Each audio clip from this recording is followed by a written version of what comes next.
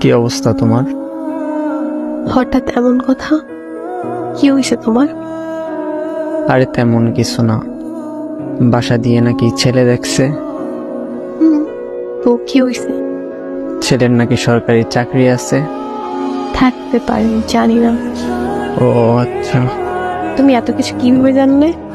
তোমার কাজিন বলছে। ও আচ্ছা, এইসব খবর ও ভালো রাখে। তোমার পরিবার তো মনে হয় রাজি। কি করবে এখন? আমাদের সম্পর্ক কি এখানেই সমাপ্তি? এই শোন, বিয়ে আমি করব, আমার পরিবার না। আর তোর এত কিছু কে ভাবতে বলছে? তোর সামনে পরীক্ষা, তুই পড়াশোনায় মনোযোগ দে। আমি তোর ছিলাম, তোর আছি, তোরই থাকবো। তুই পরীক্ষাটা দে আগে, তারপর হাত ধরে নতুন জীবন শুরু করব। সত্যি তো? হ্যাঁ সত্যি।